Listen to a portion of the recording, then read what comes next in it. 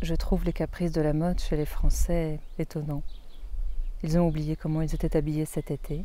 Ils ignorent encore plus comment ils le seront cet hiver. Mais surtout, on ne saurait croire combien il en coûte à un mari pour mettre sa femme à la mode. Que me servirait de te faire une description exacte de leur habillement et de leur parure? Une bonne nouvelle viendrait détruire tout mon ouvrage, comme celui de leurs ouvriers. Et avant que tu eusses reçu ma lettre, tout serait changé. Une femme qui quitte Paris pour aller passer 6 mois à la campagne en revient aussi antique que si elle s'était oubliée 30 ans. Le fils méconnaît le portrait de sa mère, tant l'habit avec lequel elle est peinte lui paraît étranger. Il s'imagine que c'est quelque américaine qui y est représentée, ou que le peintre a voulu exprimer quelqu'une de ses fantaisies. Quelquefois les coiffures montent insensiblement, et une révolution les fait descendre tout à coup. Il a été un temps que leur hauteur immense mettait le visage d'une femme au milieu d'elle-même. Dans un autre, c'étaient les pieds qui occupaient cette place.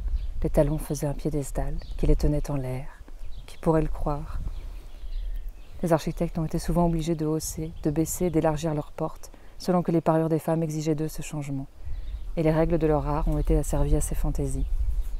On voit quelquefois sur un visage une quantité prodigieuse de mouches, et elles disparaissent toutes le lendemain. Autrefois, les femmes avaient de la taille et des dents. Aujourd'hui, il n'en est pas question.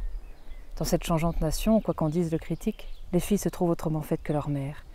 Il en est des manières et de la façon de vivre comme des modes. Les Français changent de mœurs selon l'âge de leur roi. Le monarque pourrait même parvenir à rendre la nation grave, s'il l'avait entrepris.